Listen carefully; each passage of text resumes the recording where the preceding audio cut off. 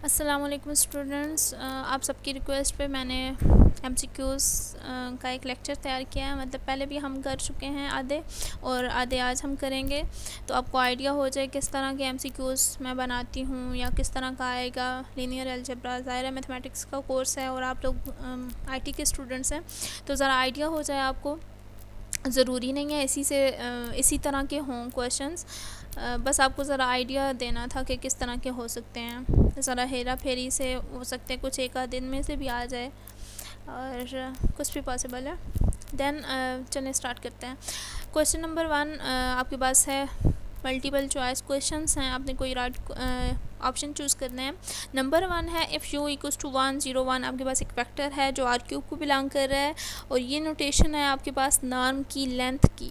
Norm of u find करते हैं, और इसको फाइंड करना आपको आना चाहिए। Square root u dot u होता है, ये आपके पास u dot u whole square root होता है। तो इसका स्क्वायर रूट लें, square root u into u, आपके पास डॉट प्रोडक्ट ऑफ u है। तो वो फाइंड करके जो भी राइट ऑप्शन आता है वो यहाँ पे कर लें। अगर आप गलती करेंगे, स्क्वायर रूट ऊपर नहीं डालेंगे, तो आप इस पर क्लिक करेंगे। अगर आपने सही किया तो ये करेंगे, और अगर आपने साइन की मिस्टेक की तो 0 और 1 भी आंसर आ सकते हैं। तो केयरफुली इसको करिएगा। Square root u dot u है, तो 1 into 1 square plus 0 square plus 1 square is 1 plus 1 is 2, और ऊपर स्क्वायर रूट भी है तो 2 square root B is the right option. Then आपके पास है question number 2। Let A equals to this matrix. आपके पास ये कौन सी मैट्रिक्स है? Upper triangular matrix. Above the main diagonal entries, जो आपके पास नॉन ज़ीरो एंट्रीज होती हैं, और below the main diagonal entries, अगर आपके पास सारी की सारी एंट्रीज ज़ीरो हों तो इसको हम कहते हैं ट्राइंगुलर मैट्रिक्स, अपर ट्राइंगुलर मैट्रिक्स। और जब आपके पास ट्राइंगुलर मैट्रिक्स हो, चाहे वो अपर हो चाहे वो लोअर हो, तो उसका डिटर्मिनेंट हमने ये रिज़ल्ट यूज़ पढ़ा था, किया भी था, सॉल्व भी किया था, कि जब आपके पास ट्राइंगुलर या अपर ट्राइंगुलर लोअर ट्राइंगुलर में से कोई भी हो जाए मैट्रिक्स, तो उसका डिटर्मिनेंट क्या होता है? डायरेक्ट हम डायगोनल एंट्रीज़ को मल्टीप्लाई करते हैं। आपको बाकायदा पूरे मेथड से, आपके पास 2-3 मेथड्स हैं इसके डिटर्मिनेंट को फाइंड करने के लिए, तो आप डायरेक्ट वो वाला फार्मूला यूज़ करेंगे। जब आपके पास ट्राइंगुलर मैट्रिक्स हो तो डिटर्मिनेंट हम कैसे फाइंड करते हैं? मेन डायगोनल की जो एंट्रीज होती हैं उनको आपस में मल्टीप्लाई करते हैं। 1 इंटू 2 इंटू 3 इज़ 6, तो 6 is the right option. Option A is the right option. Then आपके पास है if A V equals to lambda V then V is called. ही बहुत वेल नोन, मैंने आपको कहा था इंपॉर्टेंट है। हमने आइगन वैल्यू और आइगन वेक्टर्स किए थे। ये क्वेश्चन यहाँ पे lambda is an eigen value, characteristic value या प्रॉपर वैल्यू भी जिसे हम कहते हैं, और V is the eigen vector. अगर ये कोई इक्वेशन सेटिस्फाई करे कोई भी वेक्टर, तो इसको हम तब कहेंगे। ये ना हो कोई और इक्वेशन लिखी हो तो आप ये कह दें। अगर ये इक्वेशन सेटिस्फाई हो, मैट्रिक्स ए को वी के साथ मल्टीप्लाई करें तो आपके पास लैम्डा इंटू वी आ जाए। हमने इसे रिलेटिव क्वेश्चंस भी किए हैं। V is called eigen vector या करेक्टरिस्टिक फैक्टर, तो option D is the right option. B और सी इसकी दोनों वैल्यूज़, मतलब नोटेशंस हैं, दोनों नेम हैं। देन आपके पास है every matrix A is a root of its characteristic polynomial.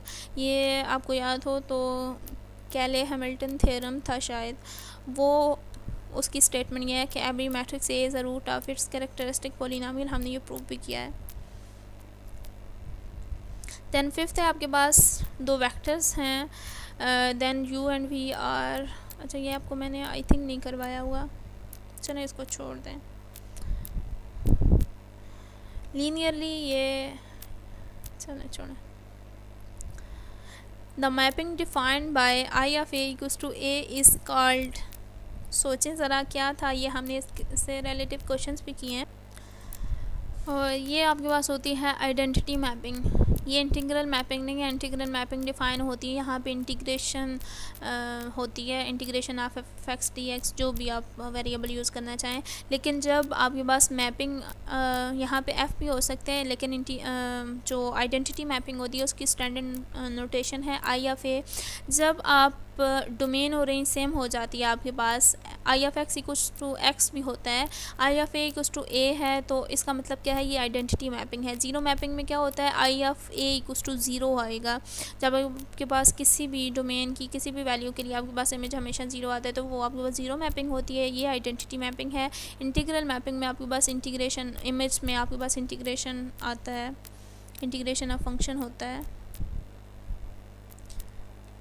और देन आपके पास सेवन्थ है, एक मैट्रिक्स के वन है, 3x3 मैट्रिक्स है, देन ट्रांसपोज नहीं है, ये ट्रेस है। अक्सर स्टूडेंट्स गलती कर देते हैं, यहाँ पे अगर मैं मैट्रिक्स देती तो उस पर क्लिक कर लेते राइट ऑप्शन एज ए, और ये ट्रेस ऑफ ए है। सम ऑफ डायगोनल एंट्रीज होता है, 4 - 2 - 1 is 4 - 3 which is 1, option B is the right option. Then आपके पास ट्रू फॉल्स है। इफ़ आपके पास ये एक सब स्पेसिस से लिया हुआ है, हमने इससे रिलेटिव क्वेश्चंस भी किए हुए हैं।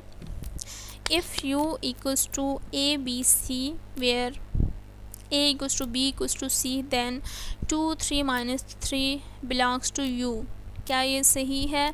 u जो सबसेट है, सब स्पेस है, इसकी एंट्रीज किस तरह की है, जिसमें तीनों के ये जो 3 टपल्स वाला, इसमें जो ये जो सेट है इसमें जो एंट्रीज़ हैं 3 टपल्स वाली एंट्रीज़ हैं, उसमें जो वेक्टर्स हैं वो किस तरह के हैं, a equals to b equals to c, मतलब तीनों एंट्रीज सेम होंगी। ये एक ऐसा सेट है जिसमें जितने भी वेक्टर्स हैं उनकी तीनों एंट्रीज सेम होंगी।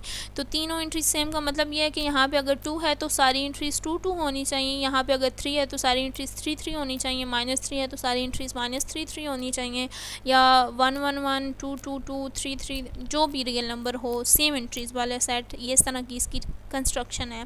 तो 2 3 - 3 does not belongs to U, तो ये आपके पास फॉल्स आ गया है क्योंकि सारी एंट्री सेम होनी चाहिए, ये इस तरह की कंस्ट्रक्शन है। नेक्स्ट आपके पास 9th है, इफ ए हैज़ 2 आइडेंटिकल रोज, या आपके पास वही थ्योरम जो हमने डिटर्मिनेंट के किए थे, अगर 2 आइडेंटिकल रोज आ जाएं किसी मैट्रिक्स में तो आपके पास डिटर्मिनेंट 0 होता है, ये ट्रू है। Zero mapping is not linear mapping, ये हमने सेटिस्फाई भी किया है, ये लीनियर मैपिंग होती है। ज़ीरो मैपिंग जो होती है वो लीनियर मैपिंग होती है। यहाँ पे ये फॉल्स आएगा, नॉट है तो फॉल्स है, ये लीनियर होती है। 11 है आपके पास एक मैट्रिक्स के वन है, A is not positive definite matrix.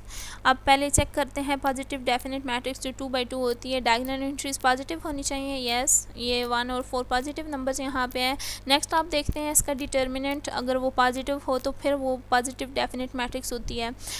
इसका डिटर्मिनेंट आपके पास आएगा 4 - 9 विच इज़ -5, और -5 इज़ नेगेटिव नंबर, तो ये पॉजिटिव डेफिनेट मैट्रिक्स नहीं है, is not positive definite matrix, तो ये ट्रू है, मतलब ये नहीं है तो सही है। ऑप्शन ट्रू पे आपने क्लिक करना है। आपके पास तो ऑप्शंस होंगी क्योंकि आपका एग्जाम्स मल्टीपल चॉइस क्वेश्चंस की बेस पे होगा, तो यहाँ वहाँ पे ऑप्शंस होंगे, राइट ऑप्शन पे क्लिक करना है। If A is a triangular matrix then characteristic polynomial आपके पास क्या होगा, जब आपके पास ट्रायंगुलर मैट्रिक्स होती है तो ये रिजल्ट हमने किया है, तो आप उसका डायरेक्ट कैरेक्टरिस्टिक पोलिनोमियल किस तरह फाइंड करते हैं, जो डायगोनल एंट्रीज होती हैं t - a11 t - a22 up to so on t - ann।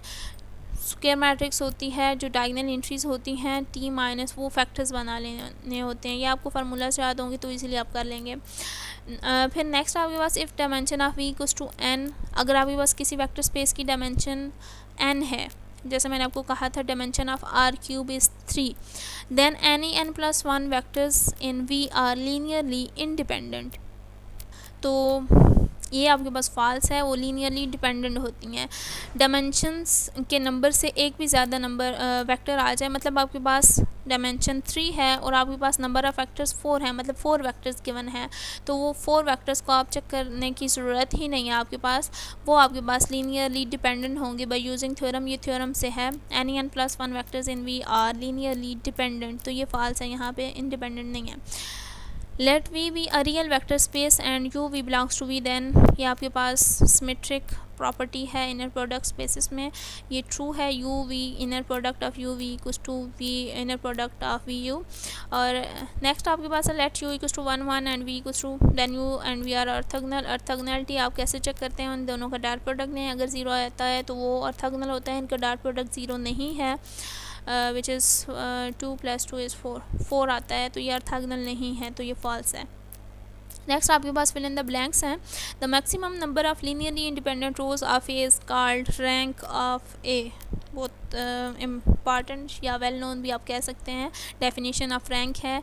Number of linearly independent रोज जो होता है वो आपके पास रैंक कहलाता है। नेक्स्ट आपके पास है the property inner product of U is greater और equal to zero and inner product of U equals to zero if and only if U equals to zero is called. ये property क्या कहलाती है? इसको हम कहते हैं, हमने इनर प्रोडक्ट की 2-3 प्रॉपर्टीज़ की थी, लिनियरिटी थी, सिमेट्रिक थी और पॉजिटिव डेफिनेट प्रॉपर्टी है ये। देन आपके पास डिटर्मिनेंट ऑफ 45, आपके पास 1 by 1 मैट्रिक्स भी होती है। ये 1 by 1 मैट्रिक्स है जिसकी एक ही एंट्री होती है। 45 is entry of 1 by 1 matrix. तो determinant of 1 by 1 matrix is the same number, वही जो सिंगल नंबर होता है, चाहे ये माइनस में भी हो।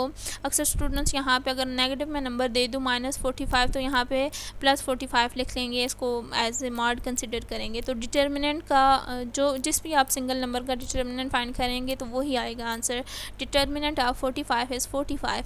देन आपके पास है formula for the characteristic polynomial of matrices of order 2 is. Characteristic polynomial की ये नोटेशन है, उसके लिए मैंने फार्मूला भी लिखवाया था। अगर ऑर्डर 2 की मैट्रिक्स है तो t² minus trace of a into T plus determinant of a, अगर मैं गलत नहीं हूँ तो यही है। फिर नेक्स्ट है 20th है ax इक्वल्स टू 0, ये रिपीट हो रहा है, होमोजीनियस सिस्टम होता है। देन आपके पास है f(x) equals to 4 is called dash function. जब आपके पास किसी भी डोमेन के लिए इमेज आपके पास कोई कांस्टेंट नंबर आ जाए, कोई भी कांस्टेंट नंबर यहाँ पे हो सकता है, तो उसको हम कांस्टेंट फंक्शन कहते हैं। नेक्स्ट आपके पास है late f is the mapping from V to U, P and U are vector spaces, be linear mapping, then f of k v equals to k into f of v। ये उसी linear mapping की 2-3 properties में आता है। Scalar multiplication वाली property है कि जब आप स्केलर के साथ वेक्टर को मल्टीप्लाई करते हैं तो वो स्केलर को बाहर ले आता है इमेज के साथ मल्टीप्लाई होके k into F of we.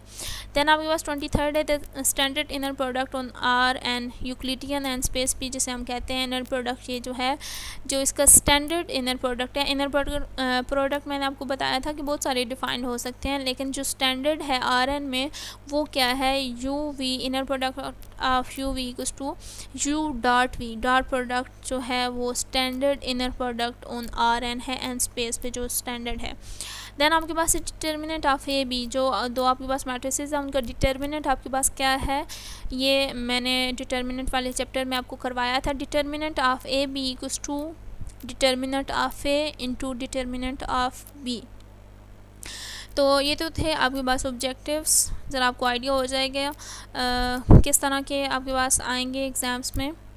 तो ज़रूरी नहीं है बस यही आए, कोई भी टॉपिक मिस नहीं करना, मैं सारे टॉपिक से बनाऊंगी। ये तो थोड़े से इसलिए थे कि एग्ज़ाम्स में बाकी भी होंगे, सब्जेक्टिव पार्ट के लिए भी छोड़ना होता है। तो ये कुछ ऑब्जेक्टिव्स हैं, MCQs हैं, फिल इन द ब्लैंक्स हैं और ट्रू फॉल्स हैं। तो कोई भी टॉपिक नहीं छोड़िएगा क्योंकि एग्ज़ाम सारा MCQs की बेस पे होगा। तो हो सकता है मैं सारे टॉपिक में से एक MCQs दे दूँ या कुछ में से ज़्यादा दे दूँ या कुछ में से दूँ ही ना।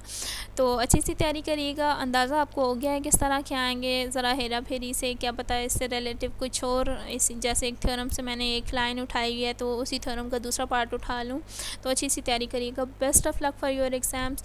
अपना बहुत सारा ख्याल रखिएगा, अच्छी तैयारी करें और अच्छा रिज़ल्ट दें।